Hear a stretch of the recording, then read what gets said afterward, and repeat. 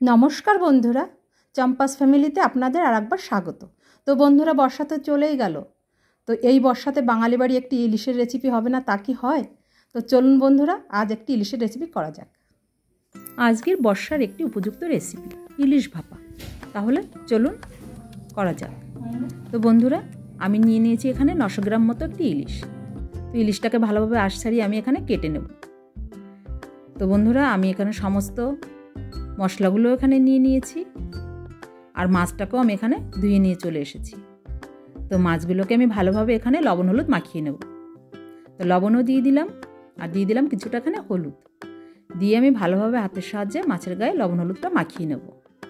আর এইদিকে আমি নিয়ে নিয়েছি সাদা সর্ষে, আর নিয়েছি পোস্ত, আর নিয়েছি এখানে কালো সর্ষে।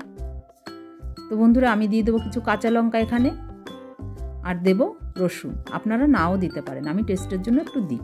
আর এখানে আমি দিয়েছি লবণ আর কাঁচা লঙ্কাটা দিতে একদমই ভুলবেন না।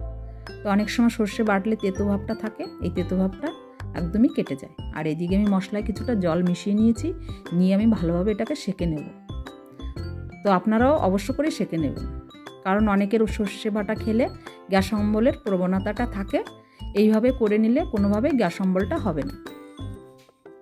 তো বন্ধুরা, এইদিকে আমি পেস্টের মধ্যে নিয়ে নিলাম লবণ 1 চামচ, কিছুটা হলুদ, আর নিয়ে নেবো এখানে কিছু কাঁচা সর্ষের তেল, আর নিয়ে নেবো 1 চামচ মতো জিরের গুঁড়ো, আর নেব কিছুটা চিনি টেস্টে ব্যালেন্স রাখার জন্য, আর নেব ধনের গুঁড়ো, আর নেব কিছু কালো জিরে। নিয়ে আমি ভালোভাবে চামচ দিয়ে মশলাটাকে মিশিয়ে দেবো, একটা অসাধারণ টেস্ট আনবে। তো বন্ধুরা, আমি লবণ হলুদ মাখিয়ে রেখেছিলাম মাছগুলোকে ভালোভাবে এখানে সাজিয়ে দেবো। তো আমার বাড়িতে সবাই তো ইলিশ মাছ খেতে ভালোবাসে, তাই আমি সমস্ত মাছগুলোকে এখানে নিয়ে নিয়েছি, শুধু মাথাটা রেখে। তো বন্ধুরা, আমার মোটামুটিভাবে মাছগুলো এখানে সাজানো হয়ে গেছে। আর এইদিকে আমি চামচ দিয়ে ভালোভাবে মাছের গায়ে মশলাটাকে মাখিয়ে দেবো। আর এইদিকে দিয়ে দেবো কিছু কাঁচা লঙ্কা, দিয়ে আমি বক্সটাকে ঢেকে দিলাম। তো আর এইদিকে কড়াই গরম হয়ে গেছে, জল দিয়ে দিলাম, দিয়ে আমি এখানে বসাবো একটা শিক।